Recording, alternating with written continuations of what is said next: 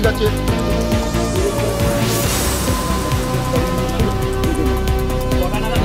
হয় এইখান থেকে শুরু করে চামড়া পুরো নিচে ঝুলে গেছিল, এখানে পেট্রোল দিয়ে আগুন দিয়ে দিয়েছিল, তখন জল দিয়ে নেবানো হয়। আমার বড় জামাই। হ্যাঁ, এখন আমি রাত্রিরে, এরা সব রাত্রিরে অনেক রাত্রিরে ঠাকুর ঠাকুর পোড়া ভাসাতে গেছে, ভাসিয়ে এসেছে। আমার বর ঘরে ঘুমোচ্ছিল, তা আমার ছোট নাতি আর বড় নাতি আমার পাশে ঘরে আমার শাশুড়ি ঘরে শুয়েছিল। এখন এখান দিয়ে যাচ্ছে আর বলছে কি যে ওর আমি নোংরা নোংরা ভাষা দিয়ে বলছে ওর আমি ভেঙে দেবো সব। ওই যে ককু ককু ককু বলেছে এই কথাটা। হ্যাঁ, বেশি বেড়েছে, ওর ভেঙে দেবো।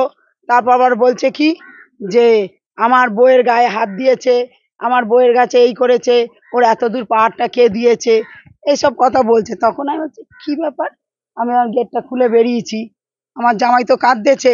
আমি ভাবছি কি হাতাহাতি এমনি মতলব খেয়ে থাকলে হাতাহাতি এমনি হতেই পারে, ওই সব হয়েছে বোধহয়। আর আমার জামাই যে এইখান দিয়ে এই পর্যন্ত পুড়িয়ে দিয়েছে সেটা তো আমরা দেখিনি, সামনে হলে তো বুঝতে পারবো, পিছনে। আর প্যান্ট পরে আছে, কাঁপছে তো ছেলে আমার জামাই। আমার স্বামী ওকে বুক করছে, যা তুই ঘরে গিয়ে এসো, যা সকালে কাজে যেতে হবে, তুই ঘরে গিয়ে এসো। ও তো যাচ্ছে না, বলে না এর আমার কোনো ব্যবস্থা করতেই হবে। আমার জামাই হসপিটালে রয়েছে ভর্তি, পুরো পুরো এইখান থেকে এই পর্যন্ত ঝলসে গেছে। হ্যাঁ, পুড়িয়ে দিয়েছে পেট্রোল ঢেলে। কে বাগানও ছিল, বাগানে এসে উনি এখানে এসে বলছে কি যা আবার হয়েছে এগুলো এ করে নাও। তখন আমিও তো জানি না যে আমার জামাইয়ের এত দূর করে ফেলেছে, সেটা জানলে তো আমি ওকে বাইরে বেরিয়ে জিজ্ঞেস করতাম তাহলে এটা হলো কি করে, এটা তো জিজ্ঞেস করবো। ও বেচারা কালকে রাত্রে ওখানে ঠাকুরটা বিসর্জন দিতে গেছিল, অনেক রাতে বিসর্জন দিতে গেছে।